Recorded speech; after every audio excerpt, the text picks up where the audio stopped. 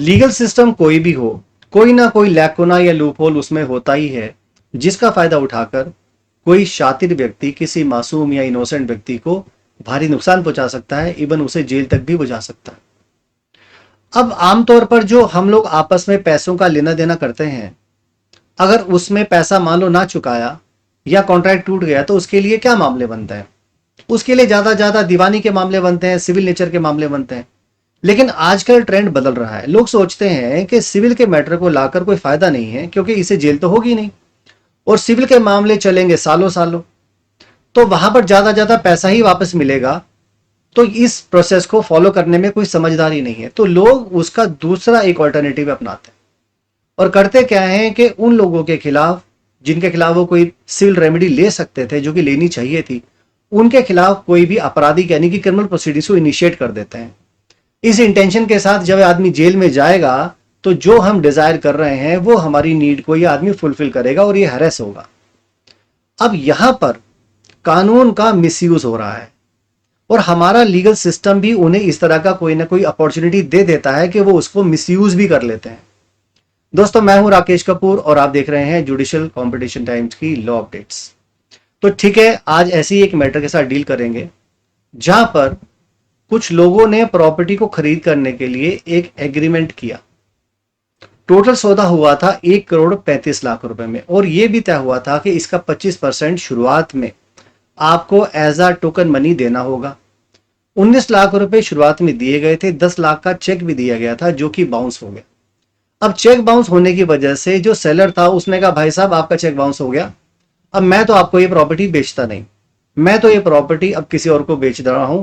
और उसने ये प्रॉपर्टी किसी और को बेच दी, लेकिन उसको उसने 45 लाख रुपए कम रेट पर, जो कि पहले वाले बायर के साथ तय किया था, उसके रेट से 45 लाख रुपए के कम रेट पर बेच दिया।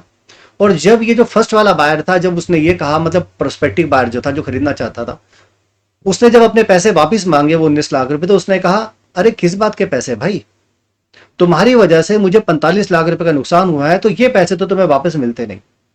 बल्कि उसने क्या किया, एक मुकदमा उस पहले वाले प्रोस्पेक्टिव बायर के अगेंस्ट लेकर आ गया, ये कहते हुए एक एफआईआर लॉन्च करवाने के लिए एक 156(3) की एप्लीकेशन कोर्ट में लगाई और ये कहा कि इसकी वजह से मुझे नुकसान हुआ है और इसके खिलाफ चीटी का मुकदमा जो है दर्ज किया जाए।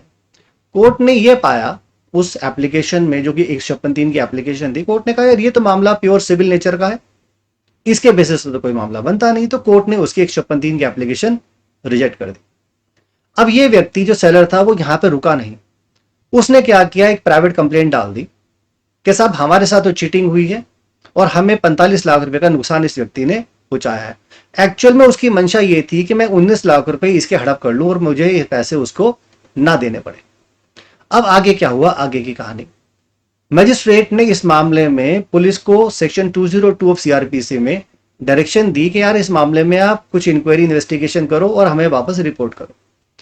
पुलिस ने जब जांच की, उन्होंने कहा कि जी मामला खाली कॉन्ट्रैक्ट को लेकर है, पैसों का लेना देना है, यहां पर कॉन्ट्रैक्ट का ब्रीच हुआ है, जो टोकन मनी था 25% वो पूरा नहीं गया था और इस आदमी ने भी प्रॉपर्टी उठाकर किसी और को बेच दी। तो यहां पर मामला कुछ वो नहीं है, सिर्फ क्रिमिनल मामला नहीं है, ये तो सिविल का मामला है। तो यहां पर जो कंप्लेंट जो थी वो भी कोर्ट ने उस सेलर की रिजेक्ट कर दी। अब आगे क्या हुआ, ये व्यक्ति यहां पर रुका नहीं और उसने किसी तरह से मैनेज करके थाने में एक एफआईआर 420, 406 और कुछ अलाइड सेक्शंस में लगा दी। अब इस मामले में उनके खिलाफ जो एफआईआर होगी वो दर्ज हो गई। अब ये जो दो एक्यूज पर्सन इसमें बने थे, जो कि प्रोस्पेक्टिव बायर थे शुरुआत वाले मामले में, उन्होंने बेचारों ने अपनी एंटिसिपेटरी बेल करवा ली और फिर वो लोग जो है हाई कोर्ट गए क्वेश्चनिंग में। हाई कोर्ट ने कहा ये प्राइवेसी मामला तो बनता है, और हालांकि उन्होंने कहा कि साहब मामला कहां बनता है, पहले मजिस्ट्रेट के सामने हम लोग गए थे, उन्होंने 156(3) की एप्लीकेशन रिजेक्ट की थी, फिर कंप्लेंट में वो व्यक्ति गया था, उसको भी रिजेक्ट कर दिया था, कहते हुए सिविल मामला है। अब उसी मजिस्ट्रेट ने इस मामले में जो चार्जशीट आई है उसे एक्सेप्ट कर लिया। वही मजिस्ट्रेट जो पहले 156(3) की एप्लीकेशन रिजेक्ट कर रहे हैं और कंप्लेंट को रिजेक्ट कर रहे हैं, अब उसी फैक्ट्स एंड फिगर्स के ऊपर वो चार्जशीट के आधार पर कॉग्निजेंस ले रहे हैं।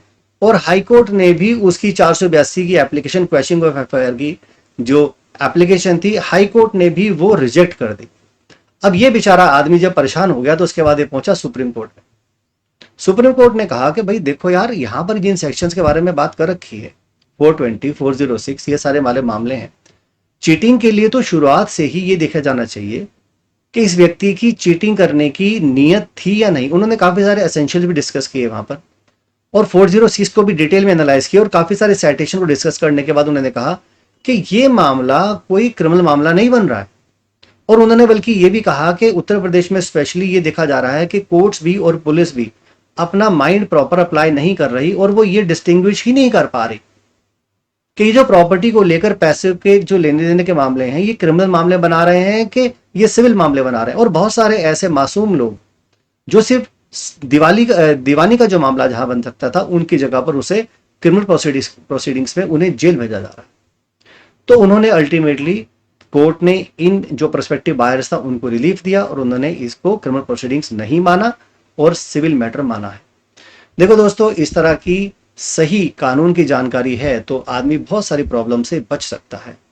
अगर आपने अभी तक भी मेरे चैनल को सब्सक्राइब नहीं किया है तो कर लीजिए, ऑल नोटिफिकेशन बेल को भी क्लिक कर लीजिएगा, और इस वीडियो को अपने जो भी आपके जो कंसर्न फ्रेंड्स हैं, जो ग्रुप्स हैं, उनमें शेयर कर दीजिएगा, ताकि ऐसा ना हो कि कोई इनोसेंट लोग इस तरह के किसी भी कॉम्प्लिकेशन में बेचारे फंसे और उनको किसी भारी नुकसान का फायदा उठाना पड़े। सो इसके अलावा वो सभी लोग जो जुडिशरी की तैयारी कर रहे हैं, मेरे ऑनलाइन कोचिंग क्लासरूम को ज्वाइन करके क्लासरूम्स को अटेंड कर सकते हैं। सो दोस्तों, आज के सेशन में इतना ही है। आपके साथ दोबारा से मुलाकात करेंगे किसी नए सेशन के साथ। अच्छा हाँ, एक और इंपॉर्टेंट बात, इस जजमेंट का जो डिटेल्ड जो जजमेंट है उसका मैं लिंक में नीचे दे दूंगा डिस्क्रिप्शन में, वहां से आप इसे डाउनलोड कर लीजिएगा। सो आज के सेशन कितना ही है। Thank you so much. जय हिंद, वंदे मातरम।